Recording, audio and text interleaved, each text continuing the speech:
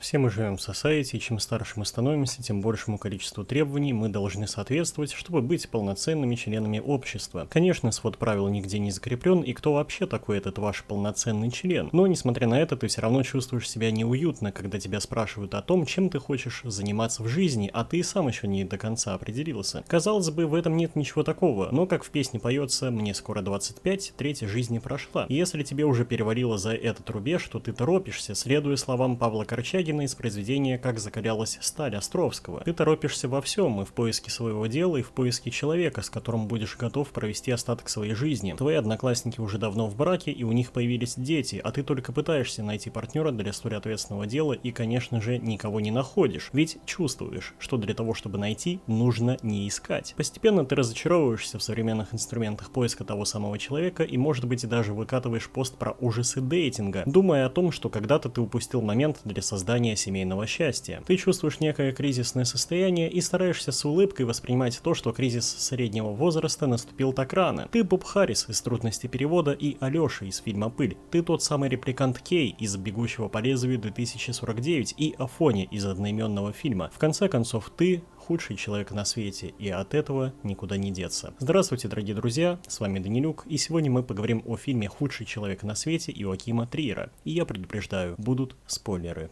Одинокая девушка, смартфон, сигарета, город. Так открывается фильм. Многие из нас стояли вот так вот на какой-либо вечеринке, где-то в отдалении и думали о чем-то своем. В такие моменты меня чаще всего посещала мысль, что все как-то не так. Как будто ты до сих пор не нашел себя. Из-за этого ты начинаешь чувствовать себя неуютно в компании других людей и стараешься побыть в одиночестве, чтобы немного порефлексировать и отдохнуть от давления успешных и сформированных личностей, которые своим присутствием будто бы заявляют, что тебе нужно жить так, как надо, а не так, как хочется. Вот и главная героиня Юлия, с которой мы уже успели познакомиться, явно не нашла себя. Об этом говорится открыто и буквально с первых минут. Мы видим, как Юлия сначала обучается на хирурга, затем на психолога, а потом и вовсе уходят фотографы по собственному желанию. Эти порывы происходят настолько быстро, что мы едва замечаем, что она уже успела бросить парня, замутила небольшую интрижку с преподавателем и нашла себе еще одного ухажера. Все это максимально про ветреность и вообще про такие отношения между людьми, которые можно встретить в жизни чаще всего. Сегодня здесь, завтра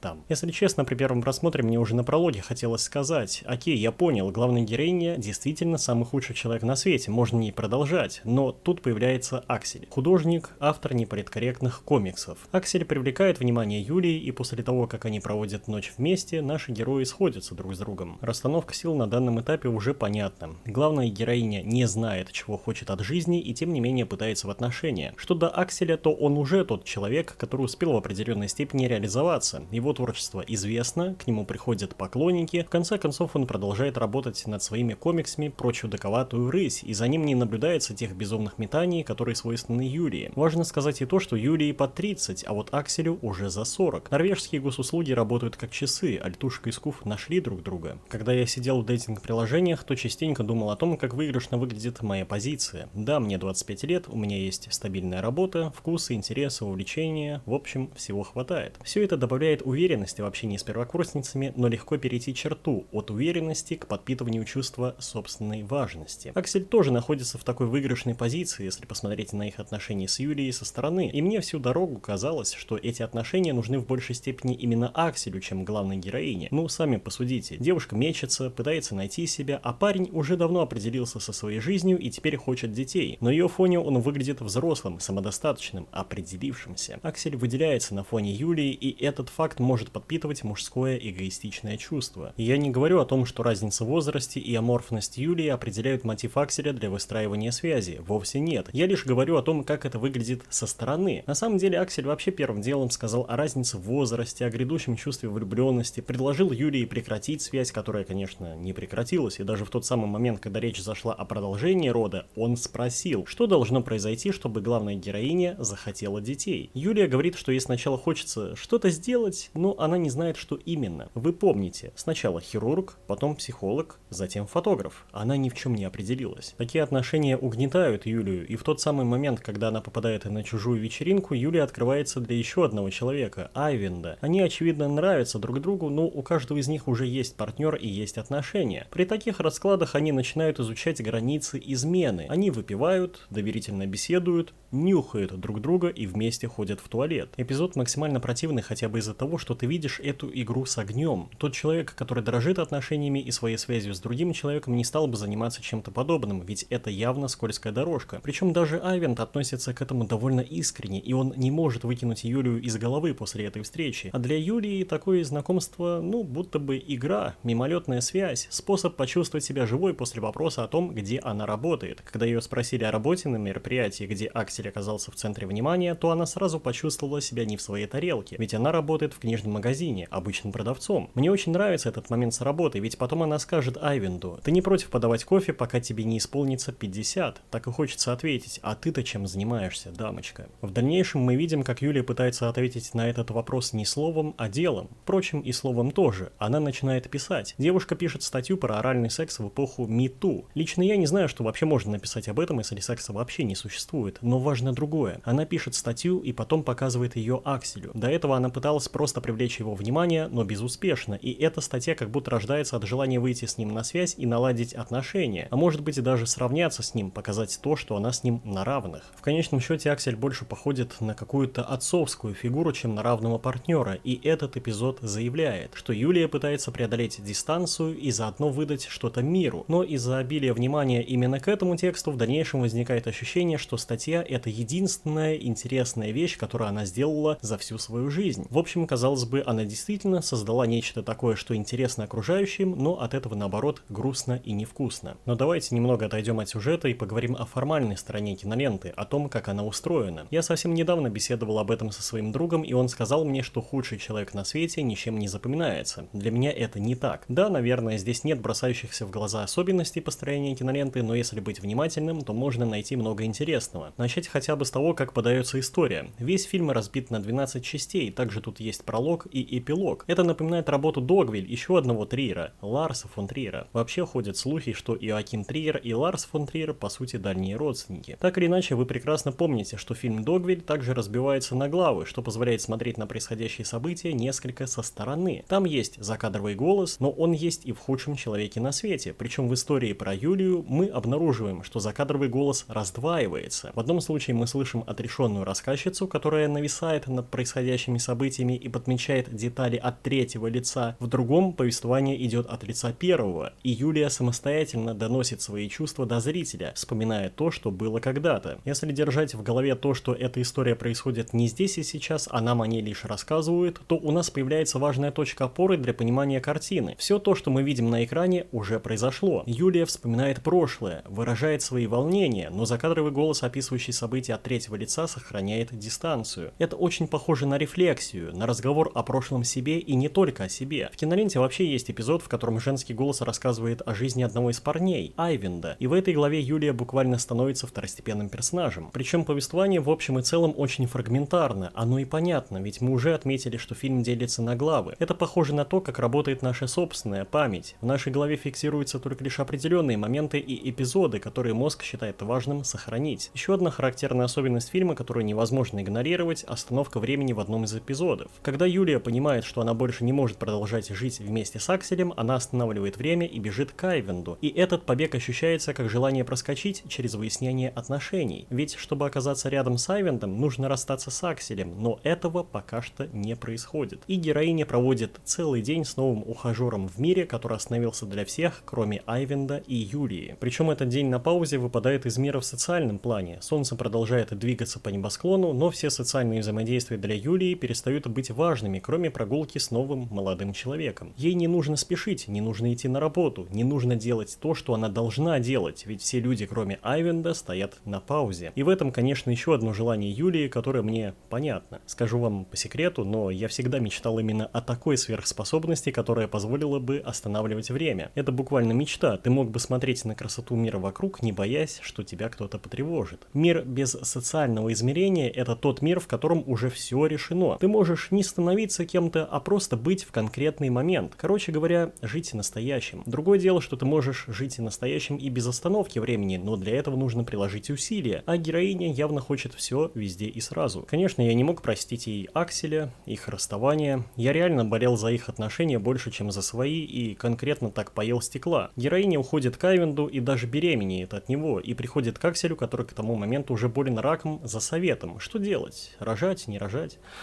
Это трогательно. Это трогательно хотя бы потому, что, возможно, именно расставание послужило триггером для развития болезней у Акселя. К тому же Аксель хотел детей, но Юлия их не хотела. А потом получилось так, что она забеременела от другого, и вот она уже как будто не против потомства. И ведь Аксель обречен. Он не сможет передать свои гены, свой опыт и все то, что есть у него, своим детям, ведь у него их никогда не будет. Наверное, это один из самых больших человеческих страхов, по крайней мере, у меня он есть точно. Страх оказаться ненужным, заброшенным и не иметь в жизни возможности проявить свою любовь по отношению к близкому человеку, который может подарить еще больше близких людей на этот свет. Поэтому в Акселе лично я вижу нечто пораженческое. Он проиграл в отношениях, он проиграл в биологическом смысле, не оставил потомства, он сдал позиции в культурном пространстве и не смог вписаться в этот мир тотальной политкорректности, где за искренние высказывания человека могут в любой момент отменить. Он жил прошлым и хотел простой человеческой жизни, и все же он не терял человеческого лица, а просто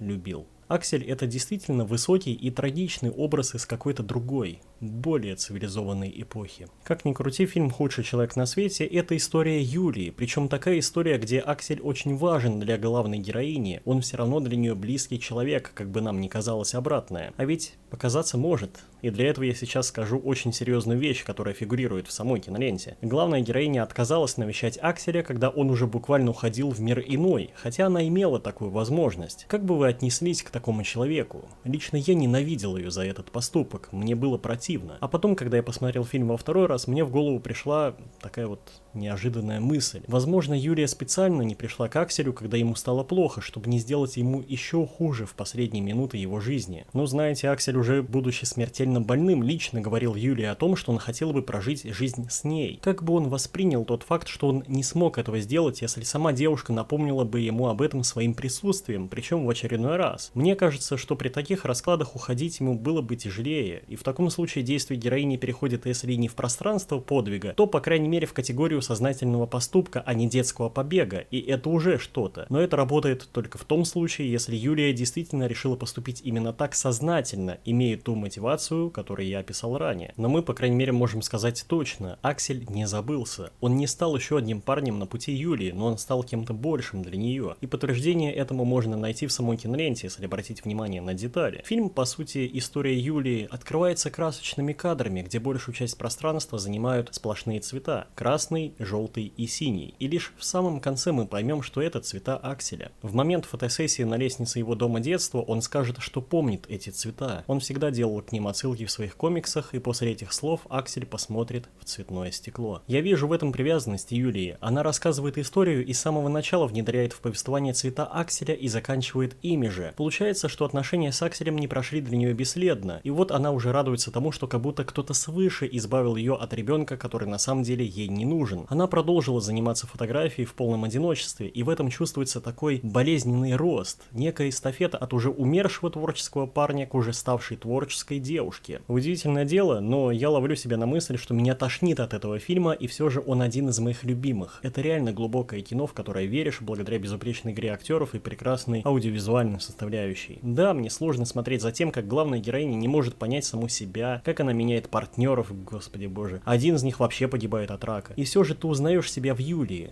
Ты бегаешь то там, то здесь, но не знаешь, чего ты хочешь от жизни, и выстраиваешь связи, которые в конечном счете не выдерживают испытания временем. На протяжении всего фильма зритель как будто пребывает в пустом пространстве скандинавской действительности. Пустые отношения, пустые взаимодействия, неопределенности, постоянный поиск и портреты твоих предков, которые напоминают о том, что часики-то тикают. Здесь нет места для подвига. Окружающее пространство выглядит уютным, но холодным и в чем-то напоминает загробное царство из неуместного человека. Как будто мир утратил любовь. Но в мире пустоты единственной цельной вещью оказалась история Юлии. И худший человек на свете оказался человеком не худшим, а просто человеком. Спасибо за внимание, дорогие друзья. Подписывайтесь на канал, оставляйте комментарии. Мне будет интересно узнать, что вы думаете об этом фильме. А еще будет круто, если вы предложите какую-нибудь интересную киноленту на обзор. Если со стороны аудитории есть спрос на какую-то конкретную вещь, то было бы глупо игнорировать это желание. А на сегодня все. До новых встреч.